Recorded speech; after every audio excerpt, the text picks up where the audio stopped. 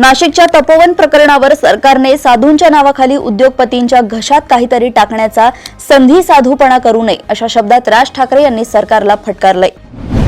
शरद पवार गटाचे खासदार धैर्यशील मोहिते पाटील यांनी करमाळा नगरपालिका निवडणुकीत शिवसेना शिंदे गटाच्या प्रचाराला हजेरी लावली।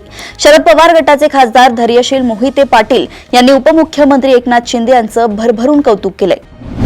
सिंधुदुर्ग येथील मल्टी स्पेशालिटी हॉस्पिटल आणि मोती तलावाची मालकी यावरून सावंतवाडीचे राजकारण तापले असून आमदार दीपक केसरकरांनी केलेल्या टीकेला भाजपा युवा मोर्चाचे उपाध्यक्ष लखम सावंत भोसलेंनी जोरदार प्रत्युत्तर दिले। 20 वर्षांपूर्वी केसरकर हे एका बड्या हॉटेल व्यावसायिकाला तलावात हॉटेल उभारण्याचा प्रस्ताव घेऊन राजवाड्यात आले होते असा मोठा गौप्यस्फोट त्यांनी केलाय। राज्यातील इयत्ता 5वी आणि 8वीच्या विद्यार्थ्यांसाठी होणारी शिष्यवृत्ती परीक्षा 2026 आता 8 फेब्रुवारी ऐवजी 22 फेब्रुवारी 2026 रोजी घेतली जाणार आहे। नक्षलविरोधी मोहिमेत सुरक्षा दलांना शुक्रवारी 28 नोव्हेंबर रोजी मोठं यश मिळालंय। महाराष्ट्र, मध्य प्रदेश आणि छत्तीसगड विशेष विभागीय समितीचा प्रवक्ता अनंत उर्फ विकास नागपुरे याच्यासह एकूण 11 जहाल नक्षलवाद्यांनी गोंदिया पोलिसांसमोर आत्मसमर्पण केलंय। कोल्हापूरमध्ये मुरगुड नगर परिषद निवडणुकीत भानामतीचा प्रकार घडलाय। चक्क उमेदवाराच्या दारासमोरच करणी करण्यात आल्याचं समोर आलंय। मुंबईसह देशातील अनेक शहरांतील हवा अजूनही असुरक्षित असल्याचं आकडेवारीतून समोर आलंय। क्लायमेट ट्रेंड्स ने दिलेल्या विश्लेषणानुसार सन 2015 ते 25 या गेल्या 10 वर्षांमध्ये देशातील कोणत्याही शहराची हवा गुणवत्ता मानकांपेक्षा चांगली नसल्याचं स्पष्ट झालंय। कर्ज झाल्यानं मानसिक तणावातून सोलापूरमधील एका युवकानं रेल्वेखाली आत्महत्या केली। जुबेरनं आत्महत्येपूर्वी मला माफ कर देवा असं स्टेटसला ठेवलं होतं। रत्नागिरी जिल्ह्यातील मच्छीमारांना गेले 4 महिने दुष्काळाला सामोरं जावं लागतंय। शासनाने मत्स्य दुष्काळ जाहीर करून मच्छीमारांना आर्थिक मदत देण्याची मागणी करणारे निवेदन भाजपा अल्पसंख्याक मोर्चा दक्षिणच्या जिल्हाध्यक्षांनी मत्स्य व्यवसाय मंत्री नितेश राणे यांना दिलंय। अलिबाग परिसरात आता अघोरी बाबांची एंट्री झाली आहे।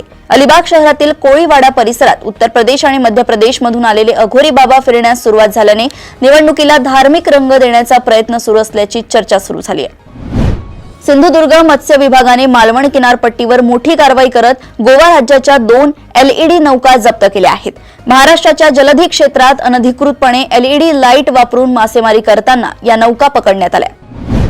छत्रपती संभाजीनगरमध्ये बियर बॉटलने भरलेला कंटेनर उलटल्यामुळे झालेल्या अपघातानंतर चालक केबिनमध्ये अडकला। मात्र यावेळी मदतीऐवजी जमावाने बियरच्या बॉटल चोरल्याचा प्रकार घडलाय।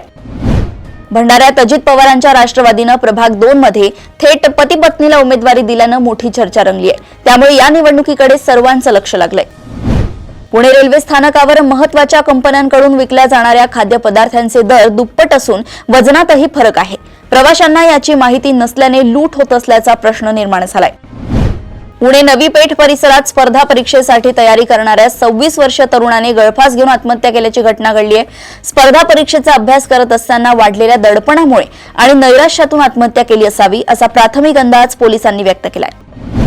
हरियाणाच्या रेवाडी जिल्ह्यातील धारूहेरा भागात घरातील आर्थिक अडचणींमुळे अभ्यासात व्यत्यय आल्याने तणावात असलेल्या एका 8वीत शिकणाऱ्या 14 वर्षीय विद्यार्थिनीने आपल्या आयुष्याची अखेर केली आहे। उत्तराखंडमधील सीमावर्ती जिल्ह्यातील पिथोरागडमध्ये बाबा रामदेव यांच्या पतंजली कंपनीच्या तुपाचे नमुने चाचणीत अपयशी ठरले। कंपनीसह इतर 3 व्यावसायिकांना न्यायालयानं 1,40,000 रुपयांचा दंड ठोठावलाय। माजी केंद्रीय गृह राज्यमंत्री आणि ज्येष्ठ काँग्रेस नेते श्री प्रकाश जयस्वाल यांचं निधन झालंय। ते कानपूरमधून सलग 3 वेळा खासदार म्हणून निवडून गेले होते। दिल्ली बॉम्बस्फोट प्रकरणातील छत्रपती संभाजीनगर येथे स्वतःला IAS अधिकारी भासवणाऱ्या कल्पना भागवत नावाच्या संशयित महिलेच्या अटकेनंतर आता तपास यंत्रणांनी तिच्या कथित अफगाणिस्तानी बॉयफ्रेंडलाही दिल्लीतून अटक केली आहे। रामोजी फिल्म सिटीनं विशेष सुविधांसह रामोजी ग्लॅम्पिंग पॅकेज तयार केलंय। प्रवास करण्याची आवड आणि निसर्गाच्या सानिध्यात वेळ घालवू इच्छिणाऱ्यांसाठी हे एक परफेक्ट डेस्टिनेशन आहे। श्रीलंका सध्या एका मोठ्या नैसर्गिक संकटाचा सामना करत आहे। दिटवाह चक्रीवादळामुळे देशात तुफान पाऊस पडलाय। सखल भागात पाणी शिरलंय तर डोंगराळ भागातील माती इतकी सैल झाली आहे की ठिकठिकाणी भूस्खलन सुरू आहे। भारत अमेरिकेसोबत एक मोठा करार करणार आहे। 8,000 कोटींची ही डिफेन्स डील आहे। माहितीनुसार MH-60R हेलिकॉप्टर ताफ्यांसंबंधी अमेरिकेसोबत जवळपास 7,995 कोटींचा प्रस्ताव आणि स्वीकृती पत्रावर स्वाक्षरी केली गेली आहे। पाकिस्तानची संपूर्ण जनता एक साथ उभी आहे असं इम्रान खान यांची बहीण नौरीन नियाझी म्हणाल्या। इम्रान खान यांना हात लावू नये, जर असं झालं तर असे करणारे लोक वाचणार नाहीत असा इशाराच त्यांनी दिलाय. राज्यातील शाळांमध्ये त्रिभाषा सूत्र लागू करण्याबाबत स्थापन केलेल्या समितीचा अहवाल 20 डिसेंबरपर्यंत राज्य सरकारला सादर होणार आहे. तिसरी भाषा हिंदी असावी असे 95% नागरिकांचं मत आहे. स्थानिक स्वराज्य संस्थांच्या निवडणुकांमध्ये सावित्रीबाई फुले पुणे विद्यापीठाने हिवाळी सत्र 2025च्या परीक्षांच्या वेळापत्रकात बदल केलाय. 1 ते 3 डिसेंबर दरम्यानच्या परीक्षा आता पुढे ढकलण्यात आल्या असून सुधारित वेळापत्रक विद्यापीठाच्या संकेतस्थळावर जाहीर करण्यात आले. पुणे महापालिकेच्या कनिष्ठ अभियंता पदासाठीची परीक्षा आता पुढे ढकलण्यात आली आहे. 1 डिसेंबरच्या निर्धारित तारखेस ही परीक्षा होत होती, पण काही कारणांमुळे ती आता उशिरा होईल. यासाठी नवीन परीक्षा तारीख लवकरच जाहीर केली जाईल. मेटा प्लॅटफॉर्म्सनं मुंबईत झालेल्या हाऊस ऑफ इंस्टाग्राम कार्यक्रमात भारतातील क्रिएटर्सना इंस्टाग्राम, फेसबुक आणि एडिट्स ॲपसाठी बंगाली, मराठी, तेलुगू, कन्नड आणि तमिळ या 5 नव्या भारतीय भाषांचा सपोर्ट जाहीर केलाय. चेन्नईतील प्रसिद्ध रिअल इस्टेट डेव्हलपर कासा ग्रँडने आपल्या 1000 कर्मचाऱ्यांना पूर्णपणे मोफत एका आठवड्याच्या लंडन ट्रिपवर पाठवण्याची घोषणा केली आहे.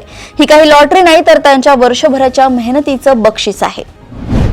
मराठी अभिनेते सयाजी शिंदे यांनी तपोवनातील वृक्षतोडीला विरोध केलाय आणि आंदोलनादरम्यान सर्व नाशिककरांना एकत्र येण्यास सांगितलंय. येथे गवताची काडी देखील तुटली नाही पाहिजे असं म्हणत सयाजी शिंदे यांनी विरोध दर्शवलाय. आयसीसी स्पर्धेदरम्यान पापुआ न्यू गिनीच्या किपलिन डोरिगा या आंतरराष्ट्रीय क्रिकेटपटूला अटक करण्यात आली आहे. त्याच्यावर एका अनोळखी व्यक्तीवर हल्ला करण्याचा आणि फोन चोरण्याचा आरोप ठेवण्यात आला होता. अशाच सुपर 30 बातम्या जाणून घेण्यासाठी बघत रहा देशोन्नती. नमस्कार.